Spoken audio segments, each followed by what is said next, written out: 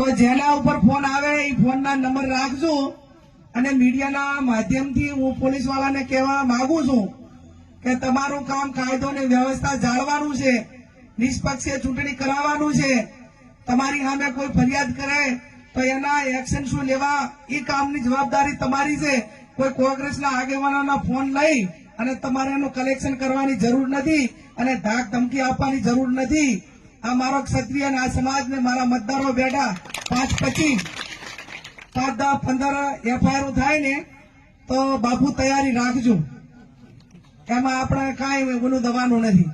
અને એવા પોલીસ વાળા ગામમાં આવીને કોઈ દાટી આપતા હોય ને તો એમને કહેજો કે આ તમારું વાંકાઓનું રાજી કાયમી રહેવાનું નથી, કે તમે 8મી તારીખ સુધી તમને સારી જગ્યાએ મૂકવા માટેની વાતો કરશે, તમને ફૂલાવશે, પણ નોકરી તમારે 58 વર્ષ કરવાની છે અને 58 વર્ષ નોકરીનો પગાર એ તમે ભાજપનો પગાર નથી લેતા, તમે પ્રજાના પરસેવાનો પગાર લ્યો છો।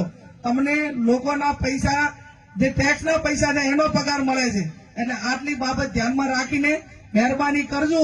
અને મેં કીધું એમ કે અમે ગાંધી વિચારધારા વાળા કાયદો વ્યવસ્થાને માનીએ છીએ, બધાને સન્માન આપીએ છીએ, પણ છતાં તમે જો કાયદાને ઓવરટેક કરીને, નિયમોને ઓવરટેક કરીને ક્યાંક ને ક્યાંક કોઈને દબાવવા માટેના પ્રયત્નો કરશો તો પછી તમે જેવા છો એવા અમને થવામાં વાર લાગશે નહીં। એટલી વાત કહીને આપ સૌનો આભાર। જય હિન્દ, જય ભારત।